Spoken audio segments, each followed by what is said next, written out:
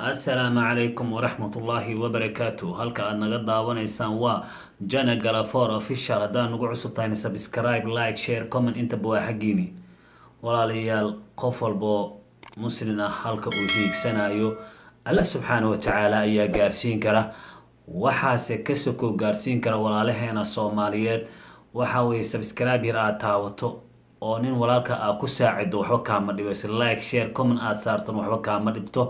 dhiirigelin ayay u noqonaysaa adna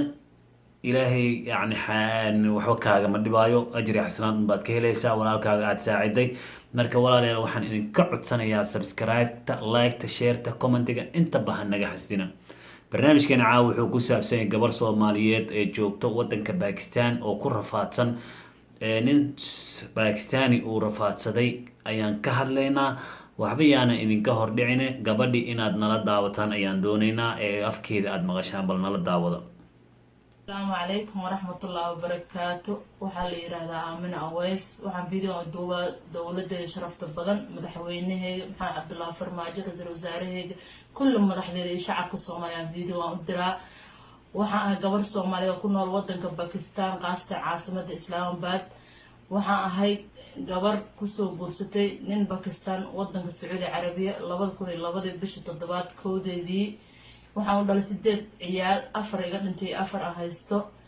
2017 wadankan keenay sharcigii iyo deganaanshaha aan Sacuudi ka haystin waa iga kansalay 3 sano wuxuu igu hayay guri meel gobol ah si dhib laan ku noolay dhibaato badan ku noolay كل تاس مرضى ورئيسي عم بحنا دولا كرال نقول لك هدر تام حربا إن دولة قرب استاكت دنك الشرع قاعد وقول بعطي سنة هاي ودن كامركو إكياني شرعي ويديده وحير الشرع مصينا مسؤولنا كامئه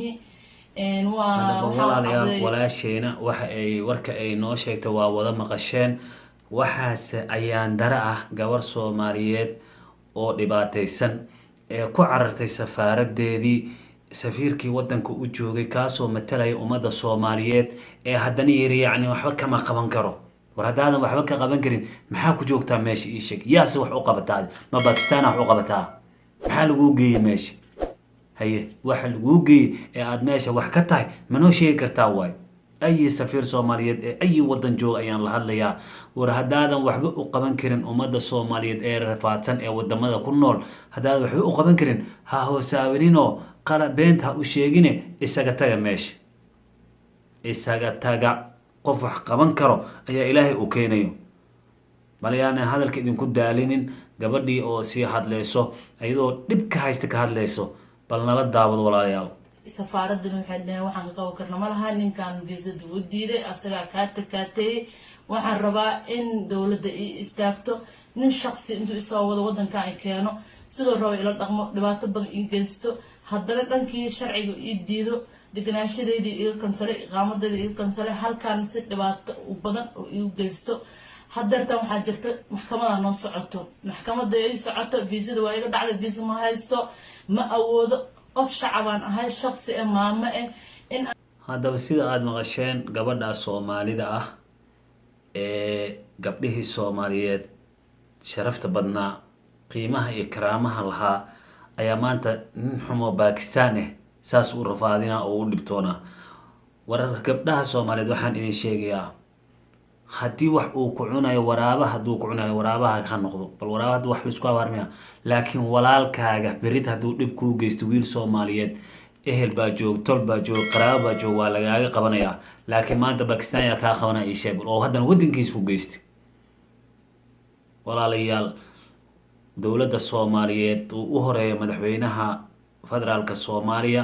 Maxamed Cabdullaahi Farmaajo ra'iisul wasaaraha iyo wasiirka arrimaha dibadda waxaan idin sheegayaa gabadha Soomaaliyeed ee miskiinta ah ee meesha ku rafaadsan codsigeeda loo tixgeliyo bal nala daawado codsigeeda haddana qof shacabaan ahay shakhsi ah maamo ah in aan dawlad la xisaabtamo ama aan istaag qof shakhsi ah ma istaagi karin dawlad horteed uma dhigi karin maxaa sidaan igu qabatay waxaan rabaa dawladda sharafta badan inay istaagto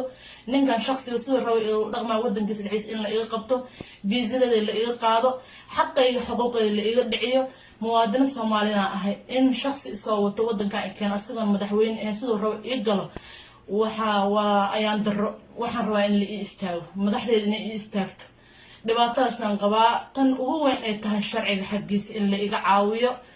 xaqayga la iga qaado ninkan dhibaatada iga geystay in lala xisaabtamo albaab walba ii garaaco dowladda Pakistan lala fadhiisto xaqayga la iga dhiciyo taasaan u baahanahay assalaamu calaykum waraxmatullahi wabarakaatu walaalayaal halka aad ka daawanaysaan waa Jana Galafoor official haddaan ugu cusubtahay subscribe like share comment intaan naga iloobina waxaan leenahay gabdhaha Soomaaliyeed waxaan ku waaninayaa haddaad guursanayso guurkaaga ha noqdo walaalkaaga Soomaaliyeed yuusan noqonin qof ajaanib ee yani wadankiisana jooga sida uu ku galay gabadhaas maanta waxa laga waday halkan caawa video idinkaga soo duubay ee boqortooyada Sacuudi Arabiya gaar ahaan magaalada Jidda walow ay naag naqatay maskaxdeeda naag naqatay way noqoto yani laguma daysanayo dowladda Soomaaliyeed waxaan idinka codsanaynaa inaad gabadha u tixgelisaan codsigeedii sida iyo nabadgelyo wassalaamu calaykum waraxmatullaahi wabarakaatuh